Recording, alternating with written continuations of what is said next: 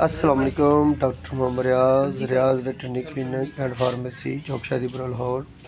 आज हम केस लेकर आए। ये बफलो है, इसकी vaginal prolapse and uterus prolapse, एक कंप्लीट जो प्रोलैप्स से ये निकला हुआ है और काफ़ी इंजर हुआ है और इसकी बहुत ज़्यादा इनके ब्लड की वेस्ट हो चुकी है और खून का खराज हो चुका है और ये काफ़ी हद तक ये सीरियस है।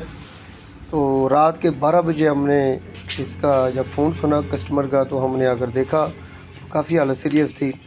तो हमने सबसे पहले इस भैंस को लिग्नोकीन के इंजेक्शन लोकल एनेस्थेटिक के तौर पर हमने यूज़ किया और बाद में इसको साफ़ पानी के साथ, क्लीन वाटर के साथ हमने इसको साफ़ धोया, इसको वॉश किया।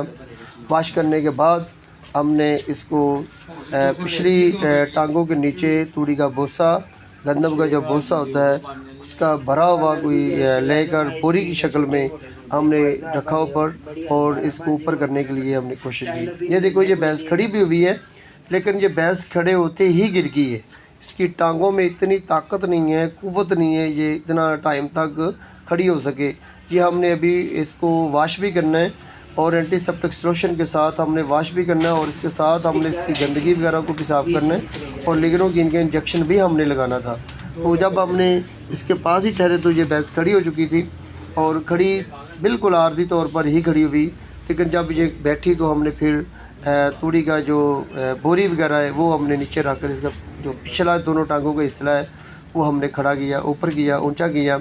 ऊंचा करने के बाद हमने इसको एंटीसेप्टिक सोल्यूशन और इसके साथ हमने लिग्नोकीन जेल जो ट्यूब मिलती है उसको हमने इसके प्रोलैप्स के ऊपर हमने लेप किया। अच्छे तरीके के साथ लेप करने के बाद हमने आहिस्ता आहिस्ता हमने प्रोलैप्स को अंदर दाखिल करना शुरू कर दिया।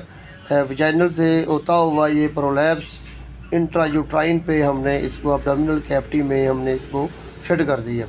फिट करने के बाद हमने फिर एंटीसेप्टिक सोल्यूशन के तौर पर इसको यानी कि oxytetracycline 20 ml, dexamethasone 20 ml, oxytetracycline ये भी 20 ml ये सोल्यूशन तैयार करके हमने इंजेक्ट कर दिया और साथ ही हमने pre tetra tablet intra uterine जो पैसरीज होती है वो भी हमने अंदर दाखिल कर दी और इसके बाद हमने रस्सी के साथ हमने इसको रस्सी बांध दी ताकि स्टेनिंग वगैरह ज़ोर वगैरह लगाने से प्रोलैप्स दोबारा ना निकल आए।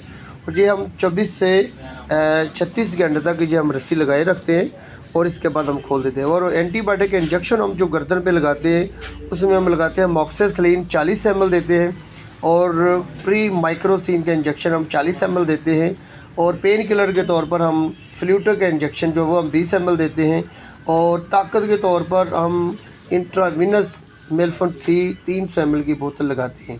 ये देखो, हमने ये प्रोलैप्स को बहुत ही आहिस्तगी के साथ, बहुत ही सॉफ्टली तरीके के साथ हमने इसको अंदर दाखिल करना शुरू कर दिया है और ये बहुत ही बेस्ट तरीके के साथ, सॉफ्टी तरीके के साथ हमने जब अंदर दाखिल किया उसके बाद हमने एब्डोमिनल कैविटी पर इसको छोड़ा, अंदर फिट किया।